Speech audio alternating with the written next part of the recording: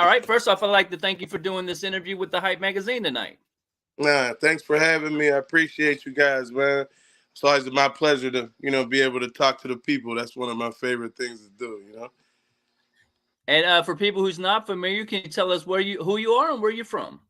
Oh, man, I'm from Pittsburgh, PA, man. Steel City native, one of the hip hop, quote unquote, pioneers, so they say, man. My name is Lanskey.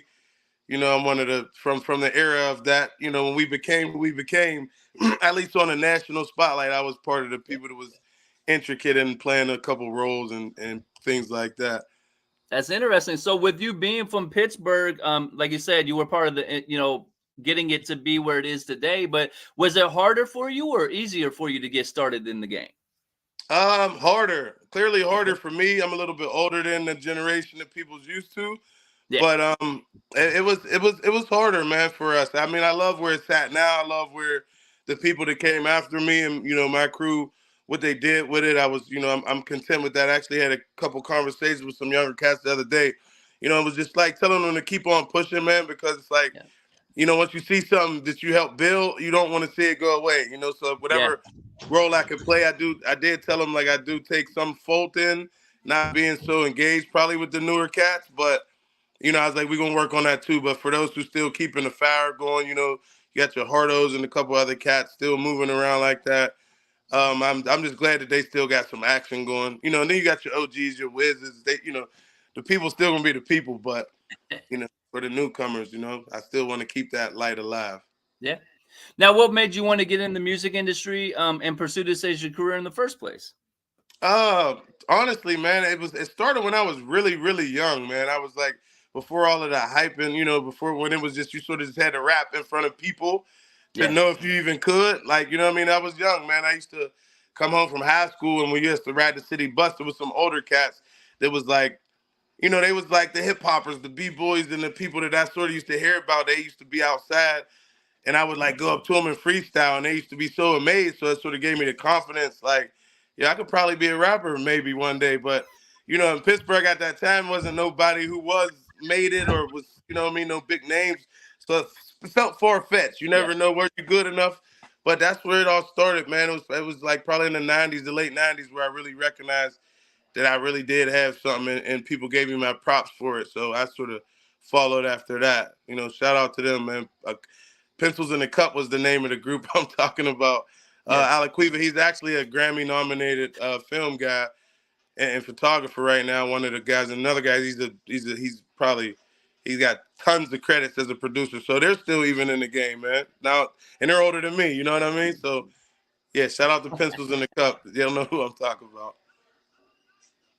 So I'm based out of Indianapolis, Indiana. So we're a lot like how Pittsburgh is. Didn't have anybody who broke out, and then you guys were able to break that ceiling. What were some of the things you guys did early on, you think, to be able to make that national exposure and put your city on the way you did? Honestly, I think I can remember it's not like yesterday, but close enough. Like the professionalism as far as like the approach coming from like really like from the streets or from a nowhere technically as far as the industry goes. We sort of, when we started to record, we wanted to sound as good as the people we listened to. You know what I mean? So when it came to production, album covers, we mimicked everything we seen and was like, what's the difference? And at the time we was, what I would call what you would call like illegitimately funded. We was good. We was running around, so we could afford to do what they did. We had to figure out what they were doing. So we contacted people like Miami Chaos. If you remember back in the mixtape era, he was big with the cover art, like the biggest names. That's who they used was him. As far as collaborations went, we reached out to people, and when they heard us, they was like, "Yo, they don't sound local." So that was really where it really started, was when we didn't sound like the Basement per se. You know what I mean? Like the beats was top notch. You know what I mean? The imagery matched the music. So it was something for people to at least like people looked at it like, wow, that's so-and-so, that's such and such, but they know us, but then they're like, from a music perspective, they're like, no, they're good. You know what I mean? So that was that was probably what did it, was how we was able to take somewhere that was really seemed like nothing beforehand and sort of be able to balance out with the people that was in the game, and people was like, no, they're as good as them. We just didn't have the exposure yet. You know what I mean? Yeah, that's amazing. So, with you coming out of Pittsburgh, like you said, being one of the pioneers for a lot of the stuff that happened, who were some of your early mentors, or who were people that gave you game when you were coming up? Oh man, actually, I'd have to give it to it. There was the guy that was a group called F3, Funky to the Third, and the thing about Pittsburgh is it used to be heavily gang. It still got a lot Yep. of activity like that, but Yep. like we was involved early. We weren't the later people that was everybody's claiming and all this. Like Pittsburgh was really a real sanctioned gang town in the 90s. So Yep. we couldn't really listen to like Raffle Neighborhood's music, like, and these guys were like from a Raffle neighborhood, but I knew them sort of because I was a little rapper and they knew of me. And I used to be like, yo, they're good. Like you would still have to hear the music, but that would be it. My man, Kima Evans, man, they call him Gun Luck. Rock and Ross was the producer. They was one of the people that I used to hear, and I'm like, yo, they got jams, like they rap, and they got tapes, like I could play their tape, you know. So that was the influence as far as Pittsburgh was concerned. Yeah. It was like it was actually I had a lot of peers too, man. They could rap that nobody knew could rap that good. So being around people that was that good, it was sort of it gave you a competitiveness to where people was that good, so you would want to Yep. rap that much better. You know, Yeah. so it was like a little inside circle of people who sort of influenced me because we didn't really have no big names. It's like if you knew so and so could rap, that was it. You know what I mean? So you Even had to stand my man, the on your Godfather talent too. more than your. Yeah, you had to, as an artist out in Pittsburgh at that moment, you had to stand on your talent. You couldn't just live off your name and credentials or anything, but you had to actually be barred up and deliver every time you got to perform. That's a fact. That's a fact. That was the golden era of it for real, because it's you had to rap. You had to know how to rap. You couldn't just have your chain and that didn't wasn't Yeah, enough. It just wasn't because it was still at that point. You know what I mean? In the early 2000s, where rap was still rap. You had to spit some bars, and people really put you on that scale. Like, no, yep, did you hear that?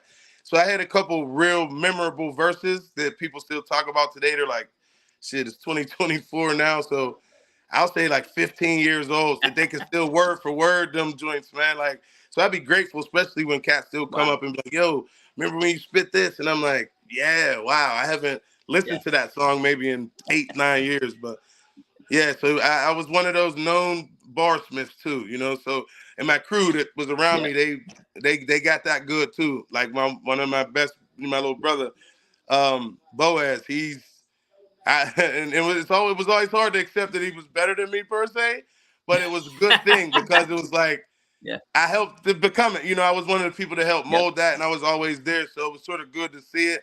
And even if you start getting up in years, and Jordan starts to look at Kobe like, all right, yeah, you got it. You know what I mean? yeah. So Pass the baton on to him. yeah, it was early too. He was like nice, fast, like, but he always, paid me the homage of, that he used to tell me that I used to hear y'all rapping because me and his older brother, that's another person that was one of my inspirations. Boaz's older brother, we Nope. used to make tapes in the house, so he would be upstairs in his room, like listening on the Okay. floorboards, and would Yeah. hear it and would write his own rap. So I'd be like, okay, he would bring them down and he blew us away. He was like 14, 15. And I'm like, yo, he raps like a adult, but good, like real rap. You know what I mean? So yeah, that was how that sort of went for us. Now, You you had and to be Boaz have been working together for a long time, and you mentioned, but how did you guys get into how did you become a manager of him? And I checked out some of his earlier work. He's, like you said, he's a barsmith. He's really dope with his pen game. You could tell he really takes the talent seriously. What made you? What about him grabbed your attention and said, let's work together? What was it about him you think that stood out to you?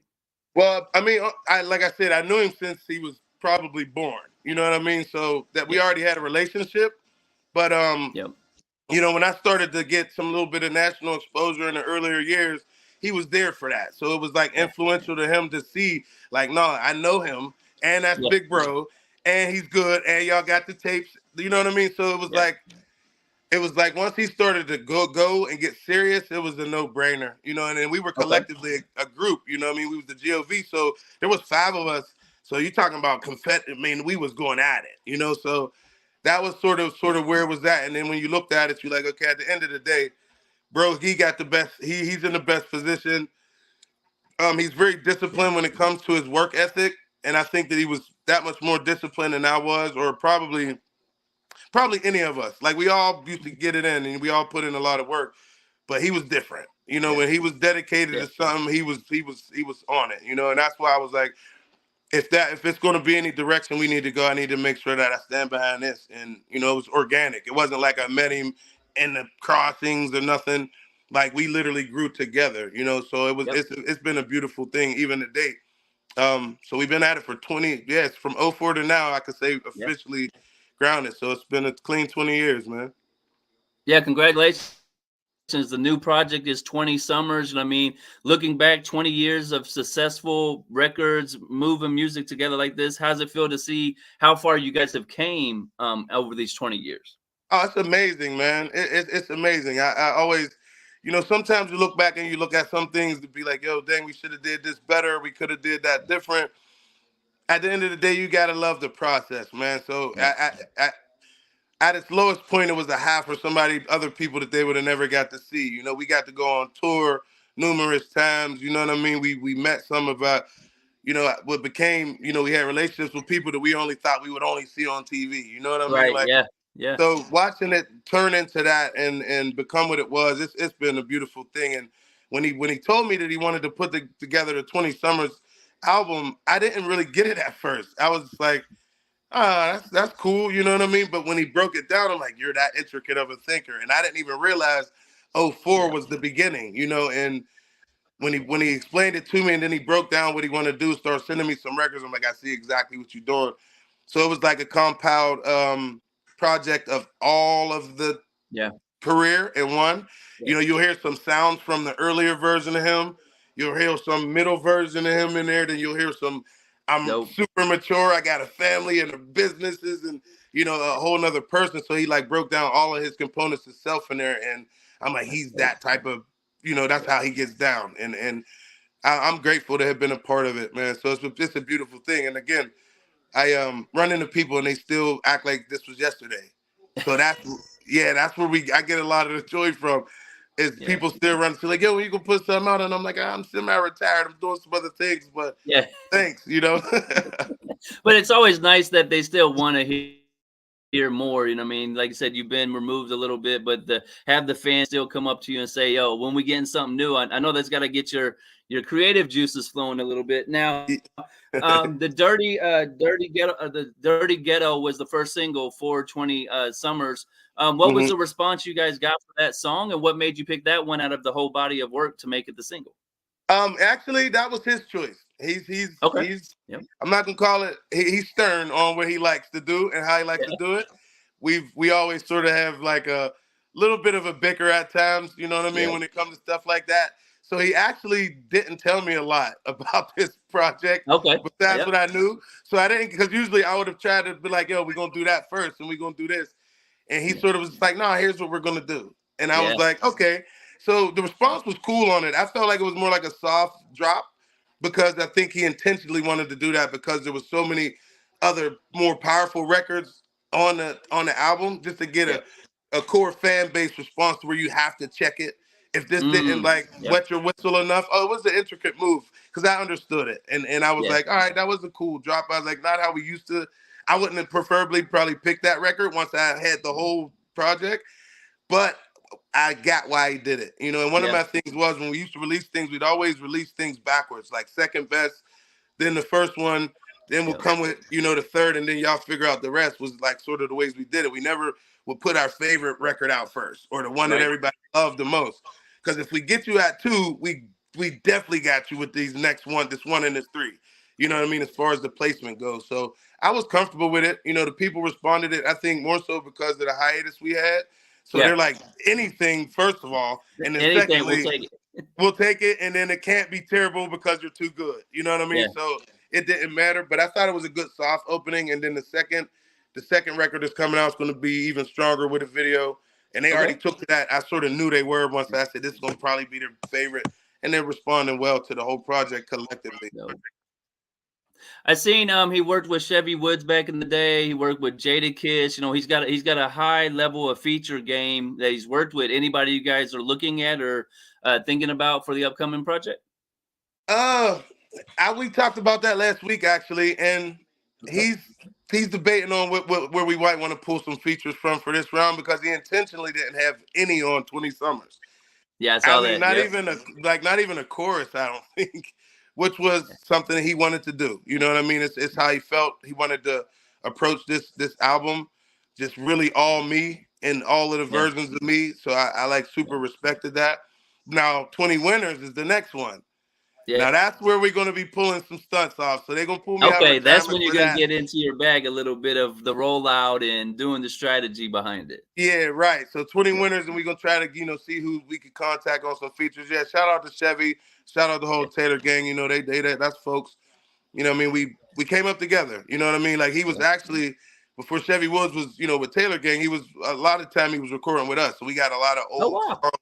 Yeah, we all recorded in the same studio back in the early Okay. thousands. All of us. Me, Mac, Wiz, Chevy, the whole was one place in Lawrenceville, a little small studio. Yeah. Shout out ID Labs. Yeah. So we created something special down there. That's a magical place, man.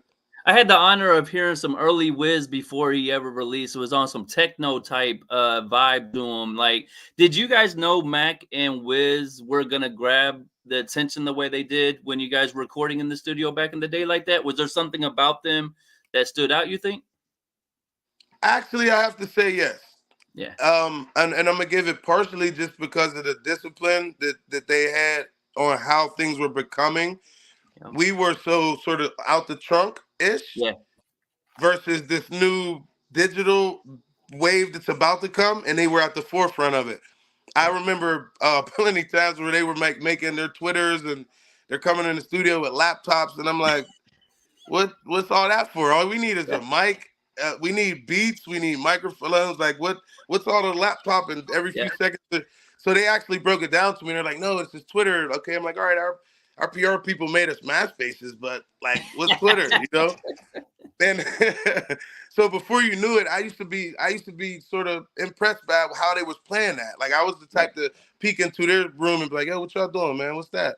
And they would explain it to me. Here, this is Twitter, and look at my following. And so I used to, when I noticed that, I'm like, they're ahead of the curve on whatever that Yeah. is. I'm like, we got to catch up to whatever they're doing.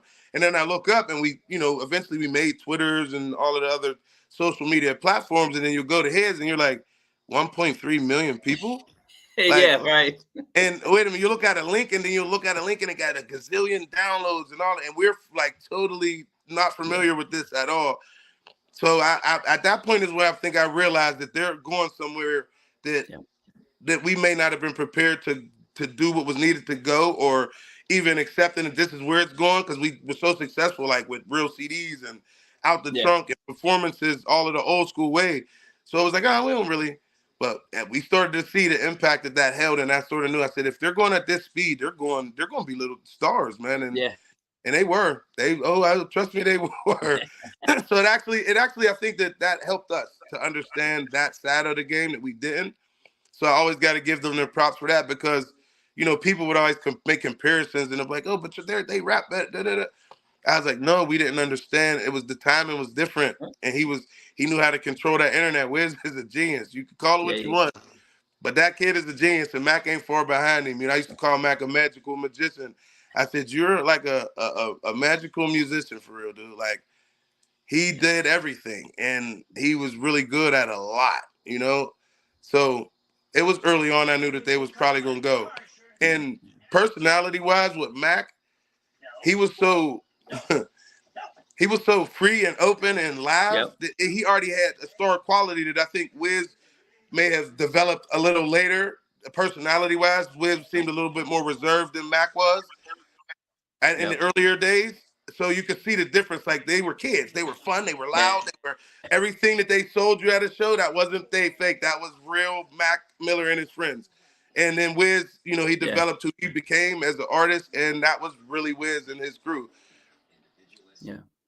I know you and Mac were very close. You got a a last memory or something, that you remember about him, that, want to share with the fans or the supporters, who Oh, miss Mac today? oh yes, indeed. I got a bunch, man. So many. Again, man, rest in peace to my little brother Mac, man. Yeah. He was, like I said, he was a special guy, man. As soon as I met him, I got so many, but I have to share share one where we was all in the studio. This is in the earlier stages when I met him. He was probably, I'll give him 15 at best, 15 years Okay. old. And when I came in there, I seen he had a poster up. And this is another thing that he was ahead of the curve. Like, this was an album cover poster. Yep. We don't have none of that. We ain't printed nothing yet. He already got one, and he's in high school. So he got an Easy Mac poster. It's a poster to say Easy Mac. It's a mac and cheese box with him on it. And I was like, yo, this is the silliest, coolest shit ever. Like, excuse me, but I'm like, yo, who's this kid? You know what I mean? I hadn't met him yet. So eventually I ran into him and I like peeked in on what he was doing. Like, let me check out what y'all doing. And he let me hear some stuff and I was like shocked how good he was as far as the rapper and the artist, because people always be like, oh, the little white kid think he could. Nobody. Yeah, I mean, he was a real live art. It was shocking almost. So long story short, I had one of our buddies, he used to spit or whatever. He was pretty nice. And he was sort of like, not clowning, but like, get them out of there, man. We recording, da-da-da-da. And I'm like, yo, I'll bet that he could get me. And when I say Mac didn't get a drop afraid of this contest to go down, bro. When I say he was excited for it, my man's like, oh, well, I'll chew him right now. And let's drop a beat. And he got out on my homie so bad. And I mean, he embarrassed him in a good way, but he did it so playfully that he couldn't be mad. He was just mad that you lost. And I told you were. Yeah. And he was that good, man. And that was just one of many memories I got with him. And we've been like, we kept it all the way till he passed away, unfortunately. Yeah. He was a good dude, great artist, great musician, talented beyond what people would probably get to know. I mean, obviously people know from his work, but to be there and to see it and to watch it develop and become what it was a special thing. He had his hands in a lot of stuff in the studios. People will never know it was him, but he was in rooms and giving suggestions, or he just played a big part in a lot of music that we love today that he never gets that credit for. Indeed, no question about it. And he was that. Go ahead. Oh no, yeah. And I was like, I remember I went to his house when he was staying in LA, and there was so many LA rappers that was coming up, like his Earl Sweatshirts and like all of these cats, and they was like in his house studio. They're like just coming in and out, and I'm like, yo, he got this type of influence on everybody because he's that open. He was like a big heart. Like, I'll help you. Like, I want to do the song with you. Like, we'll figure out whatever the split sheets and all of that later. Like, let's just be creative. And I remember being out there and seeing people coming in and out. He's not even there at the time. His homies were there, but he was like, yeah, Lay, I'm not around. But you could go to my house and check it out. And I'm in there, and them people's coming in and out, and I just was like, the impact that he had was so powerful. So people know what I'm talking about, like your Schoolboy Q's and the people that he really got to build with. We was on tour with them in 14, the Under the Influence tour. So we was with Kendrick. It was, I think it was Drum, Kendrick, us, Wiz, me, Bo. But it was a heck of a tour, and it was when TDE had just really started to be. Yeah, they just got started at that time. Yep. Yeah, so he was the bigger act at the time, technically. But the relationship that he built with people who got to cross his path, it was always organic and genuine. Like, you'd have to cross Mac first, you know what I mean? He's an open-hearted kind of guy. So yeah, that was my fondest ones, man. Now you're doing something really dope right now. You're in Blam Wrestling. You got a dope show or TV series. Let's get a little bit into that. What is Blam Wrestling for people who's not familiar, and what got you involved in the first place? Yeah, I've been about the last 5-6 years. I've been in the film business a little bit. Trying to push my creative niches other places, and it's been working for me a little bit. So, excuse me. Originally, I was working on another film with my business partner. And he just randomly came up with this idea in the middle of us writing some other stuff. Like, yo, I had this idea about what if two dudes from the hood just like became wrestlers, man? Remember when we was little, how everybody wanted to be Hulk Hogan or da-da-da? And I'm like, yeah, I never thought of that. Like, I mean, who thinks of that? He's like like just the regular Joes. Like, what would it look like? Yeah. What would it be? So that's where the idea came from. He brought the idea up, and then I'm like, well, shoot, let's play with it a little bit. So Okay. Blam is actually it's a urban comedy. It's an urban wrestling comedy. Okay. That just two regular guys from the hood that ended up finding a way to get into a tournament for wrestling, and the journey of having to do so. Uh, the response has been crazy, man. It was a beautiful thing to do. It was like fun to make outside of always something being crime or street or something that we so accustomed to pinning to. It was a breath of fresh air for me as a writer to do. So Yeah. I got to create characters. I got to write crazy dialogue, and I'm the editor, director, we did everything on our own. So it hopefully, I'll say within the next year, we would hope that it gets picked up or we could get some placement for it. But it's something special, man. We got Okay. Blam Wrestling on any Yeah. social networks. You want to get a peek at some of the characters that we'll be doing. We just had a beer at the beer festival, the biggest beer festival in Yeah. the United States. So we got a Blam beer right now that people love. Yeah. It's gonna be in the grocery So stores. Yeah, they partnered. They actually partnered with you guys. So I was gonna get into that a little bit. How did you get them to partner with Blam Wrestling to create this beer at the festival, or what was that conversation like? yeah, that was deep. We had done it 2 years ago, and I wasn't there. I was out of town. My business partner went with another partnership a couple years back, and it was successful. But I guess we got a lot more looks this year because we're closer to finishing the film, so Okay. more people know about it. So it's the Yeah. namesake. They're like, "Oh, I heard of that, or I've seen that, or I remember." So they sort of, the person who does the whole bear festival, he was like, "Yo, I think that y'all might want to do one with these guys." They reached Yeah. out and said, "Could y'all contact each other?" And we went over to their brewery. We set up there one morning and had it. We gave them an explanation of what it was. They were super excited because of course, everybody's inner child got 10 years old. Yeah. Something about wrestling. I almost don't care who Yep. you are unless you're like totally against it all. But so they was like, yo, I remember we start talking wrestling and trying brews out at 9 in the morning. And next thing you know, they like, yo, we're up to do it. Let's do it. We'll give y'all a booth with us and we could go down there. So we brought all our promo stuff, all of the belts, all of the wrestling Yeah. I rings, saw a that. lot of. So we sold it, like super sold it at this festival, and there was probably 5,000 people there, and we were the most talked about collaboration actually this year. So The that's really owner. interesting to me. So you guys have spent all this effort in the marketing and promotion of it, but you haven't actually released this film yet. This is still in the development phases. So I love it because a lot of people put stuff out and never talk about it coming or getting people excited.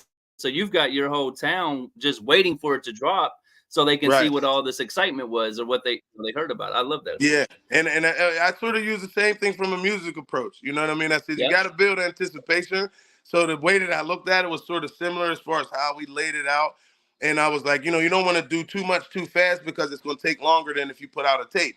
I like we could put out a tape Yeah. in 6 months. You ain't putting out a movie done right without a couple years. Especially if you got to do everything that we did. Like we wrote it, we produced it, I directed it, and Yeah. like what it doesn't happen like that. Put it like that. To the point where even the people that I'm dealing with, the agency that's helping me shop it, they're like shocked on how it got done. They're like, so it was just like YouTube? Yeah. And I'm like, yeah. And they're like, that don't happen. So that marketing side of it, we put in a lot of work. So, God willing, it'll fall in the right hands and it'll work itself out. But like I said, the brewery was overly hyped to do it. And then the response that they got, because we got to pick our own everything. Like I was like, yo, I need this hops. I need that amount of this. Okay. He explained that. And it ended up being actually pretty good. So he was excited that he got that much of a look. And then we got that much of a look from a Yeah. marketing perspective. Makes people excited. Like I seen you guys were doing a contest where if you can name the wrestler, you had toy wrestlers in the toy ring, and if you knew what wrestlers were there, you were getting free posters, and you just brought the excitement level up. Like it felt like the WWE or AEW was at this location and you're meeting celebrities. Speaking of meeting celebrities, I see your team or you got to meet Ric Flair with this promotion that you guys are doing. How was that experience? We all dream of meeting the Nature Boys. So how did that situation go for you? Right. It was my business partner, man. He's really I'm more of the creative side of things, but he's the Yeah. more techie, know what's going on, Yeah. he's analytical with it. So he knew that Ric Flair was going to be in Pittsburgh. I had no clue, or else I would have been up there anyway. So he's like, yo, Ric Flair's going to be Yeah. over here on this side of town. I'm like, what? He's like, yeah, like I left work. Like I was like, yo, you told my supervisor I got an emergency. I gotta go. I got to go. You know what I mean? So I shot over there, and we was able to kick it with the nature boy for a minute. Got a quick Wow. little explanation. I was like, I could talk his head off, but I'm like, yeah. He's like, you got a belt? I'm like, yeah, this is from our film. He's like, oh, okay. I said, it's Blam, man. He said, Blam? I said, that's enough for me. Once you say it and you hear it one time, I'm good to Yep. go. So yeah, Oh, that's the rollout for your movie when you finally get the major release date and all that. You run in the Ric Flair, woo, Blam Wrestling, and then oh, come on, man. Yeah, it's that, and then rest in peace to Virgil. He was the $1 Million Man's sad guy, and he's from Pittsburgh, and before he passed away, probably I think maybe a year ago or so, or something close to that. But when we first started working on the film, we ran into him at an AEW event. He was just in the building. We ran into him in passing. I'm like, oh, that's Virgil. And he came and gave us the drop. We gave him the belts. He held, he kicked it with us for about 10, 15 minutes, man. So that was a good thing. And we'll probably put somewhere in there where we can, honor him for just even running to us in the process, because he is who he is to the wrestling world, no matter what. And unfortunately, he passed away not too long ago, but we were able to engage with him and put him up on it. He was more than willing to do a cameo. He's like, yeah, but, he was telling us, like, yeah, my health ain't been too good, but keep in touch. And, unfortunately, he passed away. But, yeah, we've been building it for a while, and we got some good looks on it. Now, have you reached out to like AEW or WWE yet and pitched this idea of you guys creating this movie? Maybe you could start getting, I know some people on YouTube just follow WWE events and they become the commentators. And, since you already got this built-in audience, could be a dope concept for you. Have you guys thought about reaching out to those organizations or anything yet? We thought about it, but you just gave it a whole nother light. So I appreciate you for doing that. Yeah. Because now it's built more steam. And if they were to like check on it or see it, like, oh, okay, this is a legit something. It's not just, something else. So that might be something we need to look a little further into. I definitely thought about it, a couple of times where I was like, why not, So maybe I'll mention that to the agency, and we getting another some management. We just we'll be talking to her tomorrow and see if she could maybe reach out. From it'll be easier her from their office standard, because they, they're a legit company and they're pretty recognized. So I might have to mention that to her tomorrow, man. See what you could do. If it don't break the bank, or if they're willing to help out, I think it'll be a good look. I think that they'll enjoy the fact that it's done and who did it and how they did it. That I think that, if they get a look or a wisp of it, that they'll probably show some love. So we'll check that out. I know AEW is definitely looking for those getting intertwined into hip hop. And so since you have your musical back roots, you got kind of a cheat code you can leverage.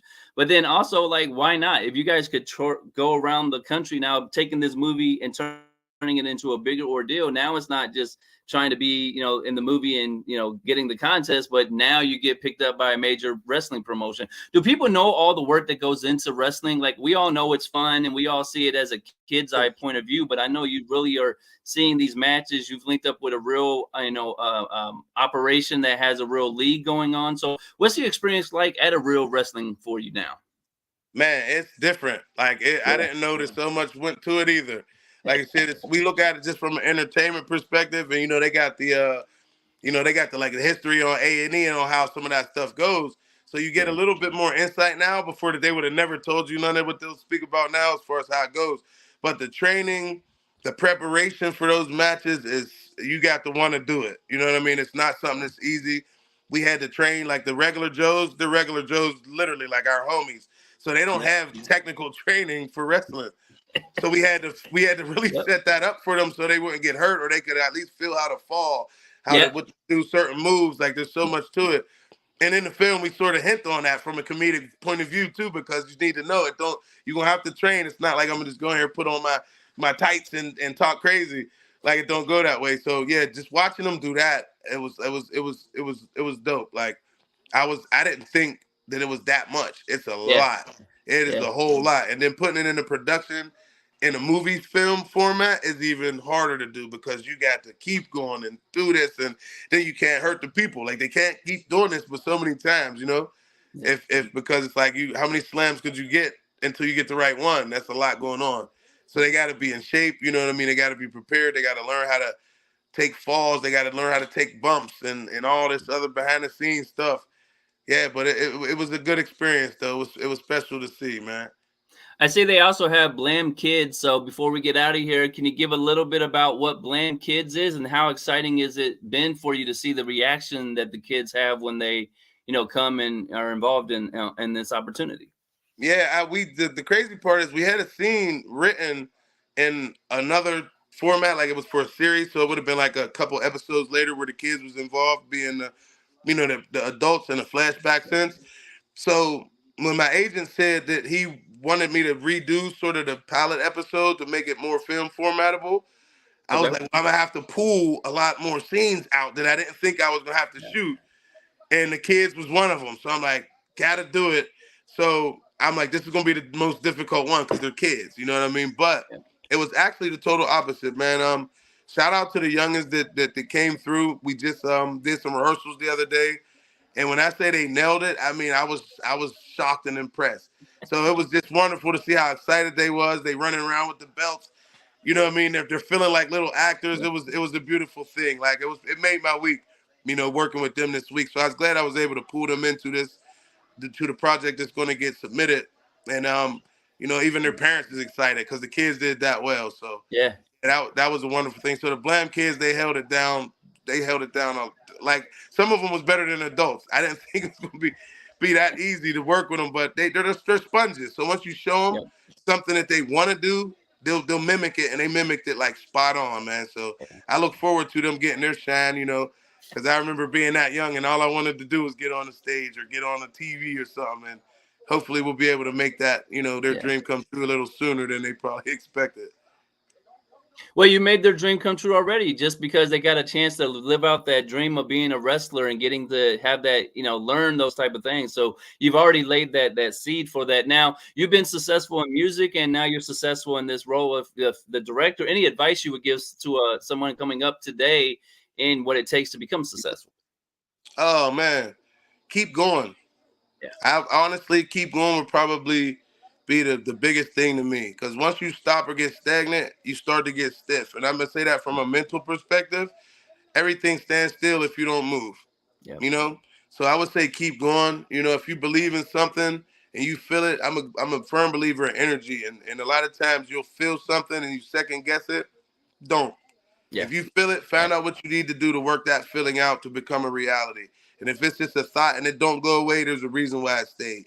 Yeah. And that's what I say. Keep going. Whatever it is that you thinking that you want to do, if you start, finish. That was my mistake in a lot of things. Like I said, I look back a lot and be like, dang, Yeah. I should have did this. And I didn't continue that. Like I had one of the biggest records here that was an accident that I didn't really like. They loved, but I was Yep. like, oh, that's cool. You know what I mean? I got a lot of money to perform this song for a while. So that was enough. That wasn't enough. That was just the start of something that you knew you should have finished. I'm not going to beat myself up about it. I'm glad that it went the way it went because it opened some doors for other people. I really Yeah. honestly believe that people watching us come up early gave them the belief system in themselves because they seen somebody do it. Yeah. We didn't get to see nobody do it. So it was hard to even put it in your Yeah. mind, and then to come up with Mac and Wiz and they did it, and we was able to be right there too. It was like, wow, so it could be done. So now when I see all the other cats, I know that we was part of paving that way of belief. So keep Yeah. going, man. Whatever it is that you got on your mind to do it. I love that. Now, for Boaz, we mentioned the 20 Summers. You said there's another song or video or something coming up. Any release dates we can circle on the calendar for you and him, so we make sure we check it out when it drops? Yeah, well, I don't know. East Side Story is probably going to be the next one. We ain't Okay. really set up exactly when the video be released, but everything's gonna be coming soon. It's not gonna be a flood wave, Yeah. but it's just gonna once it's gonna done, it's gonna come out all at once. So we're not gonna space too much drops like back in the day. It's like, all right, drop Yeah. this, and the next month like that. No, it's gonna be like pay attention, So just stay on his social media. But he'll be able to post up mine as well when things are coming out. So we're just gonna play it by ear.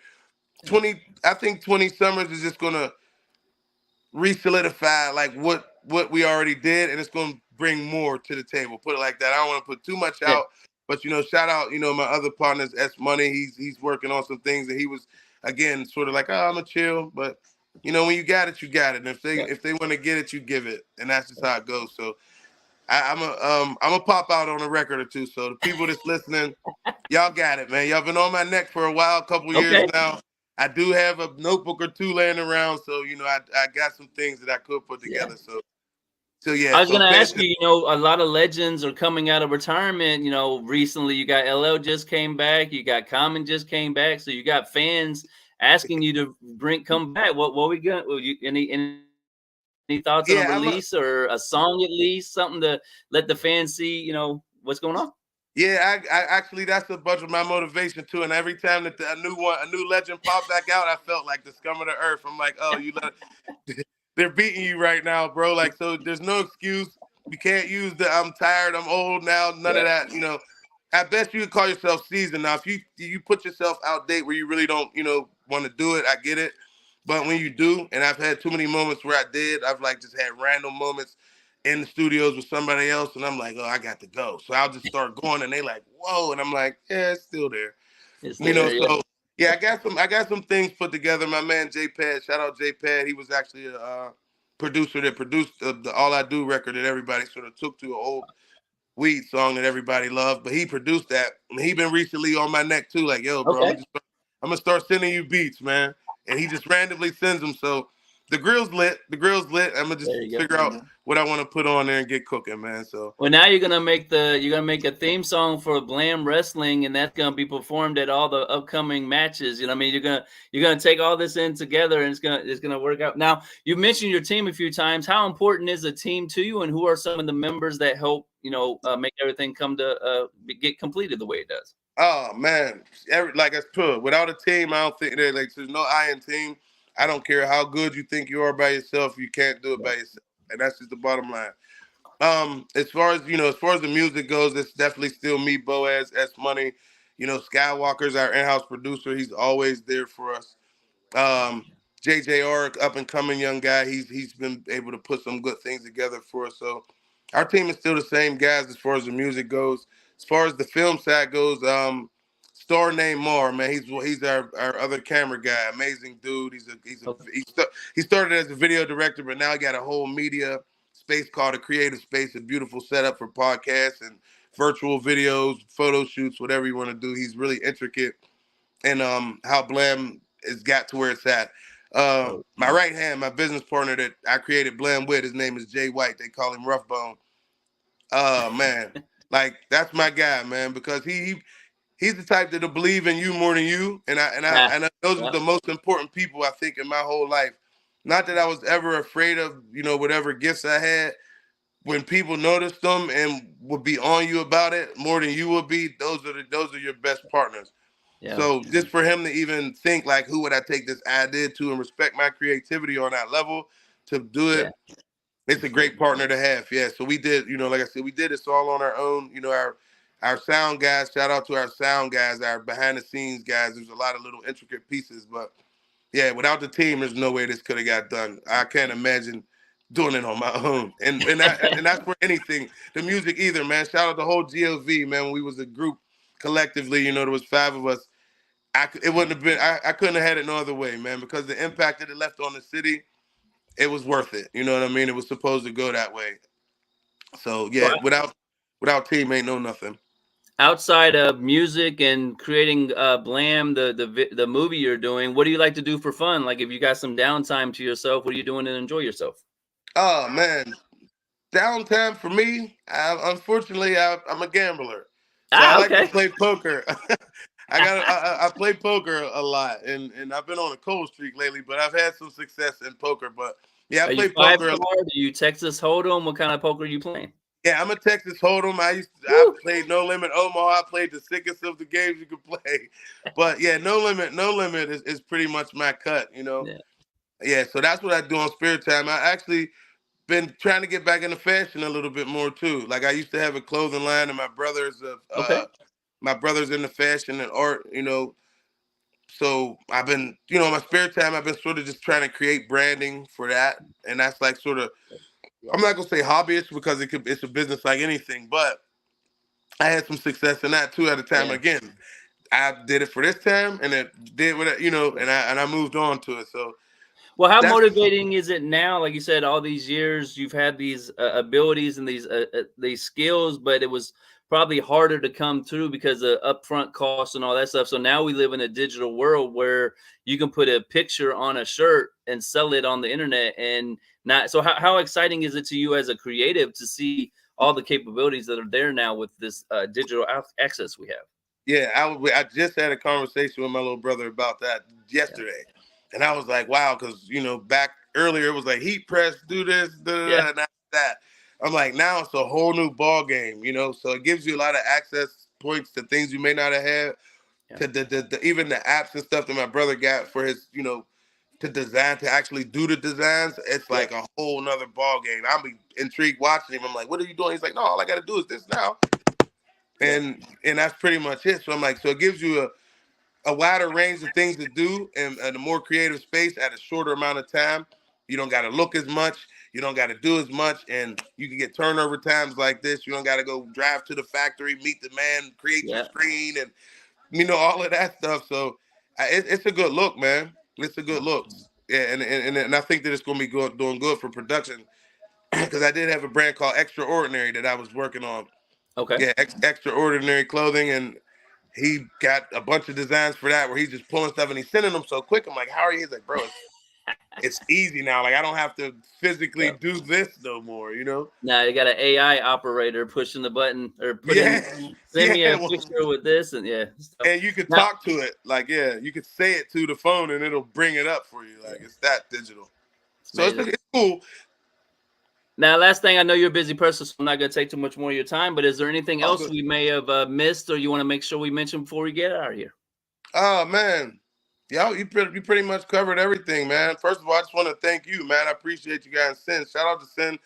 Like she's been my man. That's my partner, man, for like a Yeah, long time. Like she was one of our earliest supporters, and them is the people I remember the most. Not taking nothing from the people along the way that rocked with us, but yeah, them earlier, like I always tell people, you can't never forget the starting points. Those yeah. the most. Facts. That's the most valuable part of the journey is the start. So the people that was there from the beginning when it wasn't so recognized or it wasn't so much fun, I'm grateful for him, and she clearly was one of them. Like she reached out in our earlier stages, like, "Whoa, wait a minute, what's going on over there?" Yeah, And was overly supportive. And found a way to come to our shows when she could, vice versa. Anything we did, yeah, she supported. So I just want to say thank you, man, to everybody who showed us some love, man. Send one of them. There's plenty of other people I can name. As far as the city of Pittsburgh, thank y'all for being Pittsburgh to us, and me to y'all the same. It's like gratitude is all I want to finish with, man. So I just yeah, want to thank everybody. Thank you. Thank the people that's supporting Blam right now. My man Jason Council, he's that's my agent out in New York. He's a friend of okay, mine too. So he's making some things turn for me. Thank you, man. And I just look forward to doing some more things that can leave a mark, man. It's about yeah, legacy and motion, man. So I'm just trying to make sure that I get mine before it's done. yeah. Well, Yeah. definitely honored to get a chance to help tell your story tonight, man. I'm super excited to see the wrestling movie. I've got friends that do independent wrestling, so I'm very familiar with the struggles that go into it. So I'm excited to see how you guys do that, and look forward to anything else. Boaz Music. I do stop B from radio, so when I get off here, I'll post this song for you, and we'll keep working, man. But I appreciate it. Yes, sir. Appreciate you, man. It's been a pleasure, man. Anytime. Like I said, we'll be in touch for whatever else comes out, man. Give me a shout. Sounds good, man. I'll hit you on Instagram. Right. My man. Peace. All right. Peace.